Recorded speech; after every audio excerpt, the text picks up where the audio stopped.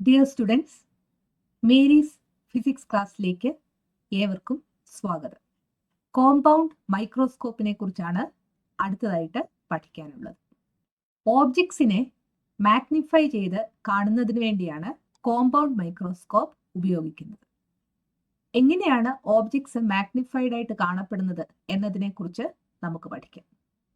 ഒരു കോമ്പൗണ്ട് മൈക്രോസ്കോപ്പിന്റെ രണ്ട് main parts ആണ് ഓബ്ജക്റ്റീവും ഐപീസ്. ഫിഗർ 2.25 എയില് ഒരു കോമ്പൗണ്ട് മൈക്രോസ്കോപ്പിന്റെ പിക്ചർ കാണിച്ചിട്ടുണ്ട്. ഇതാണ് ഓബ്ജക്റ്റീവ്, ഇത് ഐപീസ്. ഇവിടെയാണ് ഓബ്ജക്റ്റ് വെക്കുന്നത്. ഓബ്ജക്റ്റിന് ക്ലോസ് ആയിട്ടിരിക്കുന്ന ലെൻസ് ആണ് ഓബ്ജക്റ്റീവ്. ഈ ഓബ്ജക്റ്റീവ് ഫോം ചെയ്യുന്ന ഇമേജ് നമ്മൾ ഒബ്സർവ് ചെയ്യുന്നത് ഐപീസിലൂടെയാണ്. An objective is a lens placed close to the object to be observed. Eyepiece is the lens through which the image formed by the objective lens is observed. Eyepiece-ന്റെ focal length ആയിരിക്കും ഓബ്ജക്റ്റീവിന്റെ focal ലെങ്തിനെക്കാട്ടിൽ കൂടുതൽ. The focal length of the eyepiece is greater than that of the objective. Figure 2.25b നോക്കുക. ഇവിടെ ഓബ്ജക്റ്റീവും ഐപീസും കാണിച്ചിട്ടുണ്ട്. രണ്ടും convex ലെൻസുകളാണ്. ഓബ്ജക്റ്റീവിന്റെ focus FO ഈ ലെൻസിന്റെ രണ്ട് വശത്തുമായി മാർക്ക് ചെയ്തിട്ടുണ്ട്. ഐപീസിന്റെ ഫോക്കസ് FE ഐപീസിന്റെ രണ്ട് വശത്തും മാർക്ക് ചെയ്തിട്ടുണ്ട്. ഈ രണ്ടിടത്തെയും ഫോക്കൽ ലെങ്ത് നോക്കുക.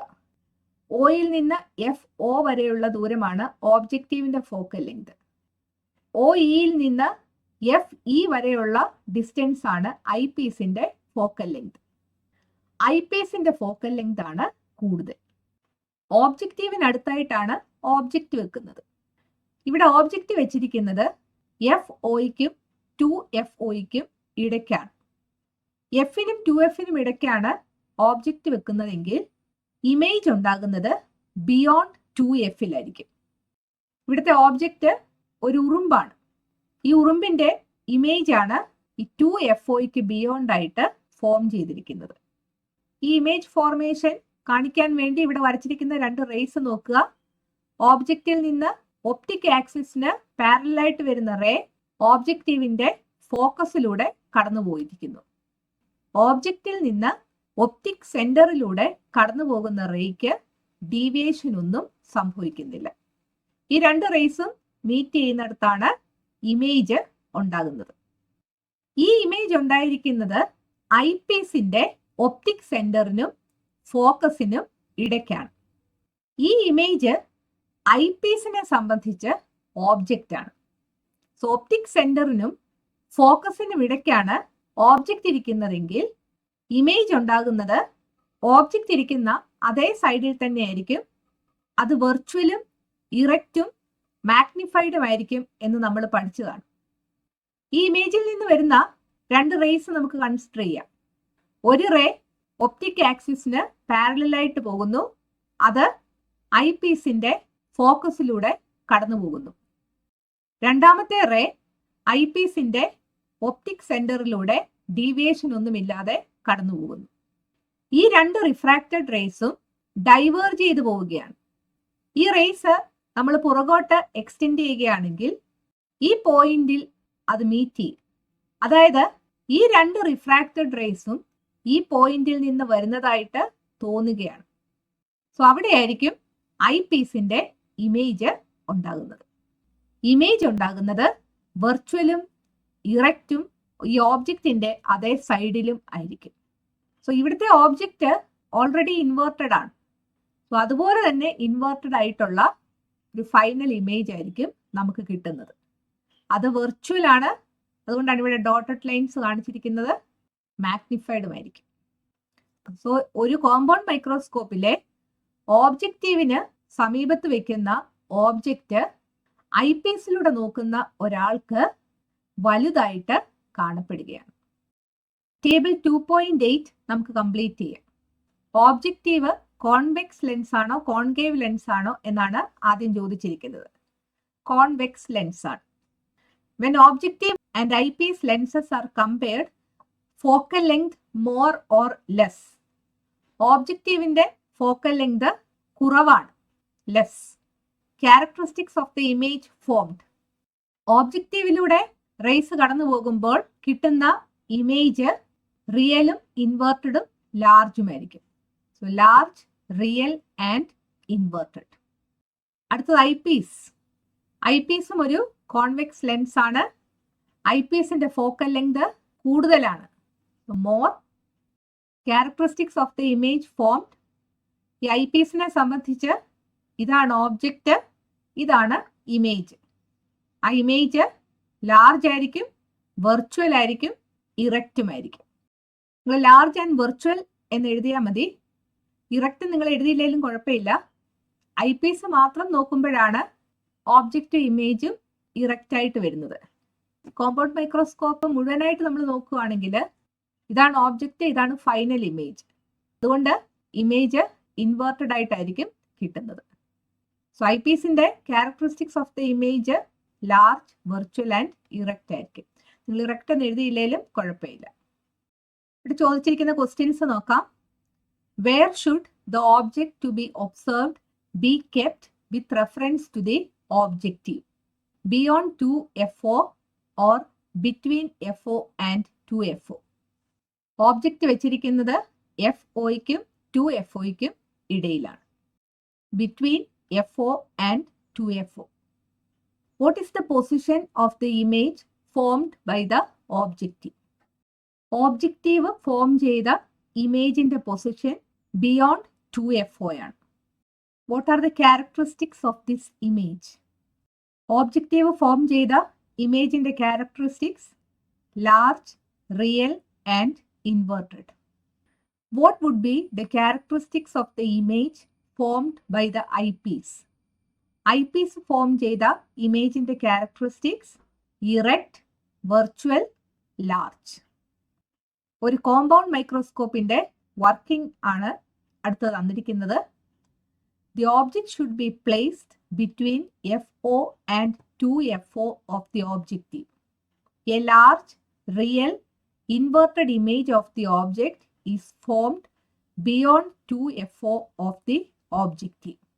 ഓബ്ജക്റ്റീവിന്റെ FOയ്ക്കും 2FOയ്ക്കും ഇടയിലായിട്ട് ഓബ്ജക്റ്റ് വെക്കുക. ബിയോണ്ട് 2FOയിൽ large, real and inverted image ലഭിക്കും. This acts as the object for the eyepiece. ഈ ഇമേജ് ആണ് ഐപീസിന്റെ object. Its position is between the optic centre and FE of the eyepiece.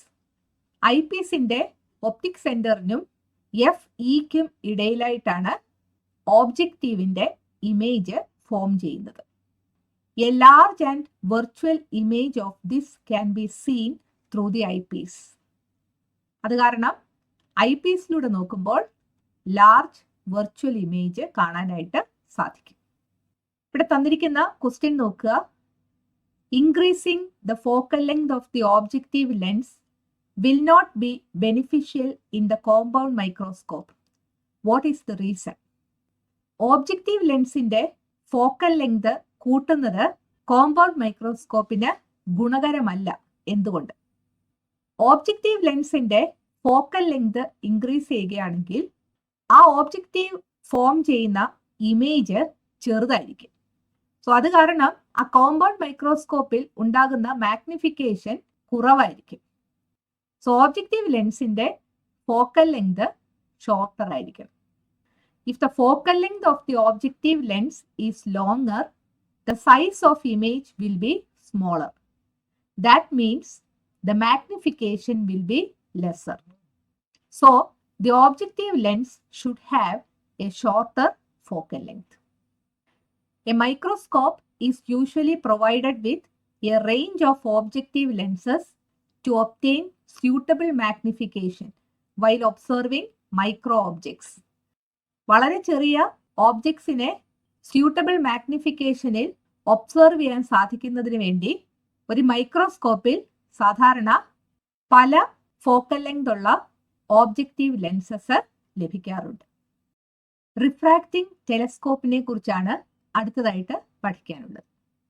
Distant objects clear ആയിട്ട് കാണാൻ വേണ്ടിയാണ് telescopes ഉപയോഗിക്കുന്നത്.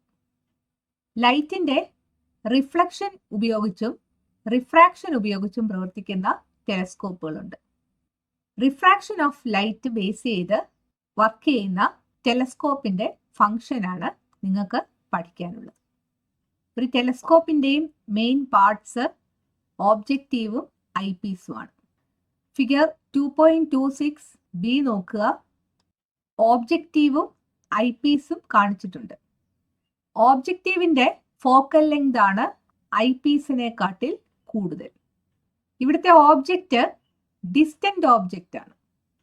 Distant ഓബ്ജക്ട്സിൽ നിന്ന് വരുന്ന റേസ് പാരലൽ റേസ് ആയിട്ടാണ് എടുക്കുന്നത്.